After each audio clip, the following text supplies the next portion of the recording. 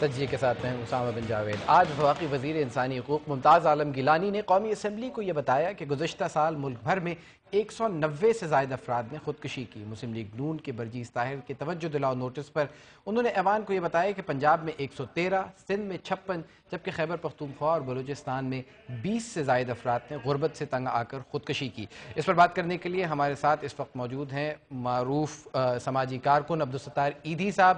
ایدھی صاحب، ہم آپ سے یہ جاننا چاہیں گے کہ حکومت نے نشاندہی تو کر دی، آخر وہ کیا اقدامات ہیں کہ حکومت لے اور لوگ خودکشی کے اس رجحان سے باز آ جائیں؟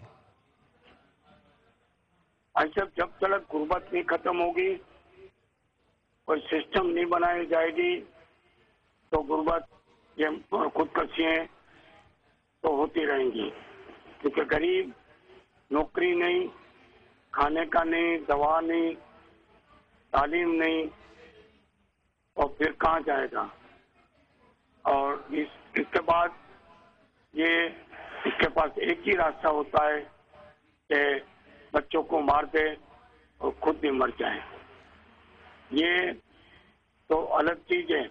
میرے پاس 13,000 لوگ داخل ہیں، کوئی دن ایسا نہیں جاتا کہ 3-4 بچوں کے ساتھ عورت لے کر نہ آئے۔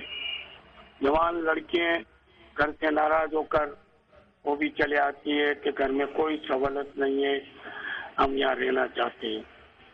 تو پہلے تو یہ ہے کہ ہم اس ملک میں غربت ختم کرنے کے راستے نکالے، ٹیکس چوروں سے سختی سے کوڑے مار کے ٹیکس وصول کریں، زکوٰۃ نہیں دینے والے سے زکوٰۃ کوڑوں کے ذریعے وصول کی جائے، زکوٰۃ وصول کی جائے، غربت کا خاتمہ کیا جائے۔ اس کے بغیر خودکشی کے رجحان پر قابو پانا ممکن نہیں ہوگا۔ عبدالستار ایدھی صاحب، بہت شکریہ اپنے موقف سے آگاہ کرنے کا۔ تجزیے کے ساتھ میں اسامہ بن جاوید۔ آج اتنا ہی، آپ سے دوبارہ ملاقات ہوگی کل 10:05 پر۔